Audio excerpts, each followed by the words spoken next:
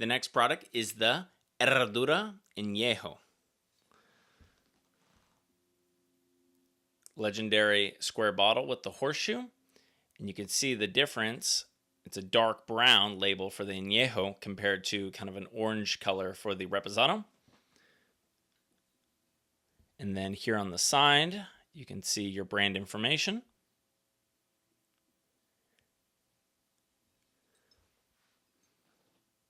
Previously, I filmed a video where I discussed the silver and Reposado tequilas distilled at Casa Herradura, which is NOM 1119.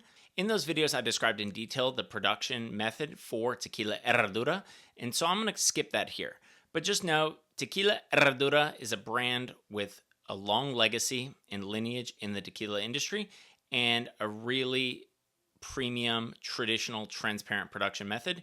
And if you want more detail regarding that production method, I encourage you to read the article I wrote for my website. I'll link that below in the description, as well as some of the previous videos I made on the brand. All right, let's read a little snapshot from the brand about the brand. For over 150 years, Tequila Herradura has produced estate-bottled 100% agave tequila at Casa Herradura Estate in Amatitan, Jalisco. As makers of the first Reposado and Extra Añejo, Casa Herradura sets the standard for quality. Herradura honors the art of traditional tequila making with innovation. Tequila Herradura uses natural open-air fermentation, traditional clay ovens, and is aged beyond industry standards to create distinct flavors, earning our tequila 110 gold medals since 2006. Committed to sustainability, Casa Herradura was the first tequila producer to receive the Environmental Excellence Award from Mexico's Attorney for Environmental Protection, which is the PROFEPA. Our zero waste facility ensures over 99% of all waste is reused or recycled. And speaking specifically for the Añejo label, the Añejo is aged or matured in barrel for over 17 months, well over the age requirement for tequila to be considered an Añejo by Mexican law. The aging gives it both a deep amber color and a complex, rich taste. And if I can reference my other notes, the barrel that the Añejo is aged in received a heavy toast and a light char. So again, Brown-Forman does a lot of barrel manipulation to kind of dial in these very specific flavor profiles, which I think is really, really cool. And so the Añejo, heavy toast, light char. Now again, that's not a new barrel, that's a used barrel. But Brown-Forman historically managed a cooperage in Louisville. They also, that produced barrels for Old Forester and Woodford Reserve. They also historically managed a cooperage in Alabama, which made barrels specifically for the Jack Daniel's brand. And if I understand correctly, they operate a barrel facility in Jalisco. And my understanding is that facility is receiving barrels from Brown-Forman's American whiskey brands, Jack, Old Forester, Woodford, and they're preparing those barrels to use at Casa Herradura. So, for example, for the Añejo, heavy toast, light char. So they would receive a once used barrel from the United States that previously aged one of Brown-Forman's 3 American whiskeys, and then they would apply the heavy toast and the light char to prepare that brand to age Herradura Añejo tequila. So again, feel free to, if anyone's watching from Brown-Forman and you have a deeper knowledge of the barrel facility in Jalisco, please feel free to correct me in the comments, but my understanding is that is the process. All right, let's taste it.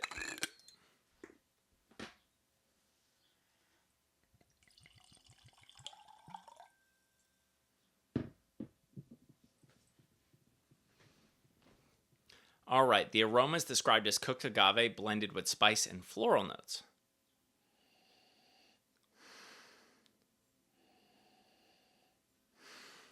I really think there's a much more pronounced agave flavor on this compared to the El Jimador. El Jimador is, a little more one-dimensional. And, that's not a knock on the brand. That's just a bit representative of the price point it's produced at. So for this, you expect a little more finesse. You expected to be able to have more complex, subtle flavors, kind of all well integrated together. So cooked agave blended with spice and floral notes. Definitely a lot of agave flavor. For an Añejo aged 17 months, I find that very surprising. Again, we'll see how it changes on the palate, but there's some spice on there, kind of that, traditional baking spice you get from the barrel, but there's that undertone of floral is spot on, and it's super interesting and gives this a really nice finesse-driven nose. The color is described as dark amber that hints at its warmth and oak aging. I think that's just a more complex way of saying dark amber, very similar to the El Jimador. But to me, this feels a little lighter. Like this feels almost more in the wheelhouse of their Reposado. I don't know where I got my bottle. Like, look at that color difference. I don't know if that's going to show. Yeah, look at that color difference, which I think is really interesting. My understanding is Herradura is an additive for tequila. Brown-Forman's not adding, for example, any caramel coloring, which is very common with Reposado and Añejo tequilas because consumers like consistency. So a lot of suppliers will add caramel coloring because every barrel's different, every batch is different. So in order to have consistency of color batch to batch, they'll just adjust the color just a little bit, but they're adding something to it. Even if it is a very common industry practice, you're still adding something to the tequila other than agave, water, yeast, and barrel. So, for a lot of silvers, you'll hear people say it's a 3-ingredient tequila, agave, water, yeast. For a barrel-aged tequila, 4-ingredient tequila, agave, water, yeast, and barrel. So my understanding, there's nothing added other than those 4 ingredients. You're seeing a lighter color than the El Jimador, which I find super interesting. All right, the palate is described as remarkably smooth with notes of cooked agave, toasted oak, and dried fruit. All right, let's take our first sip.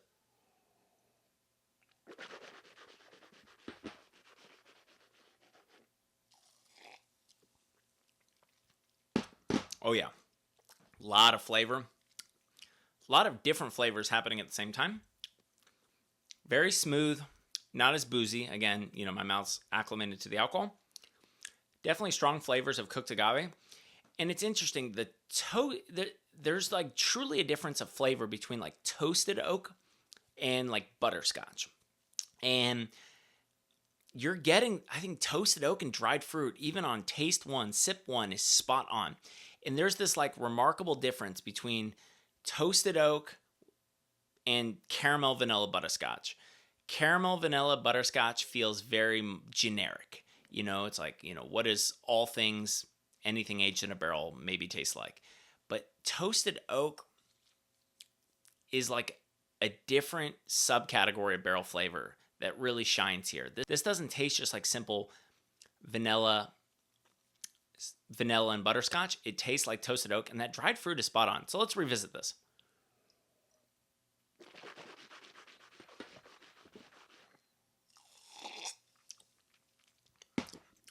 Oh, ton of flavor on that second sip. I would say,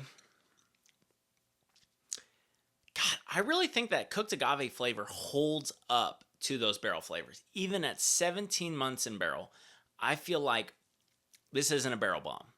This has good agave flavor, beautifully well done, a nice balance between cooked agave, toasted oak, and that dried fruit is really interesting. It's not like floral. It's not bright. It's just like, it's literally like, like if you had like potpourri you made yourself that, is dried and is sitting in a bowl, like where it is a different flavor than that kind of bright floral flavors that you might get with something less time in barrel. This is really nice. I would say very balanced flavors on the palate between cooked agave and toasted oak. Very surprising for me. I mean, I talked about Reposados being this kind of 50-50 perfect balance between añejo flavors and barrel flavors, and that's why I really like it. Again, Goldilocks of tequila. And typically, you're shifting more on that 60, 70, 80% barrel flavors. When you start getting into a lot of these añejos, especially ones that are these big barrel bombs, maybe they're adding additives and extra flavors to kind of enhance those barrel flavors. But this almost drinks more like a Reposado, which I find very interesting. But, I mean, there's good barrel flavor in here, don't get me wrong, but it supports the agave flavor rather than hides it. Or, I know I use the term whitewash a lot, but I mean like obliterate that agave flavor. It's becomes one-dimensional. This is definitely not one-dimensional. This definitely has a nice balance, and I'm very pleasantly surprised. So the finish is described as creamy. It's the only thing it says, creamy. And there's a creaminess to this. I hate to say that, but definitely words you don't want to say online. It's got a really nice mouthfeel, and I think those kind of barrel flavors give it a nice kind of viscosity, but this isn't heavy. It's still pretty light. This is very surprising to me. I've had this product before, but it's been a long time since I've kind of tried it on its own and really analyzed it. And I'm really surprised by the level of agave flavor in this, how well it shines through, and the balance and kind of finesse and restraint it has. And the finish, I mean, it's light, it's clean, it's got a relatively long finish, especially compared to the El Jimador, and it doesn't fatigue the palate. So this is very enjoyable. All right, let's compare average retail price in my market. In my home market of Oklahoma, a 750 milliliter bottle of Herradura Añejo is going to retail somewhere between $52 and $56. So is this product worth $52 to $56? I really think it is. And I think, this is a product for a discerning palate. This is a product for someone with a little bit of experience with tequila and has a higher expectation of the flavors that they're going to receive on the palate and the balance between agave and wood. I think this would be incredible in ultra premium cocktails. It can be very enjoyable on its own. I guess it should be no surprise that Brown-Forman, the king of barrel management, found ways to draw out these really pleasant, well-balanced flavors from their barrel management. Do I think this product's worth the money? I do. I think if you're paying mid-50s for this, low to mid-50s for this, I think you will not be disappointed. I always like to mention who's this product for, right? So if you're someone that wants a big barrel bomb, this might not actually be your product. I mean, it is very enjoyable. I think you could pour this to anyone that likes tequila or anyone that even likes bourbon, and I think they would very much enjoy it. I think this product is perfect for someone that is already drinking kind of super premium reposados, and they just want to dial up a little bit the barrel flavors. I think that is who this product is perfect for. All right, that's it. We're done. I hope you enjoyed this video and maybe even learned something. Please give it a like and consider subscribing. If you would like to be notified whenever I have new content on my website or this YouTube channel, please consider subscribing to my email newsletter. I'll leave a link below in the description. If you have any feedback for the channel, please leave me a comment below or send me an email. I do my best to read and respond to every single email I receive. If you are a supplier and you would like to see one of your products featured on this channel, please shoot me an email. I'd love to have that conversation. And if you'd like to support this channel further, please consider becoming a Patreon member or gift me a cocktail through the link below in the description. Thank you so much again for your support. And as always, please drink responsibly.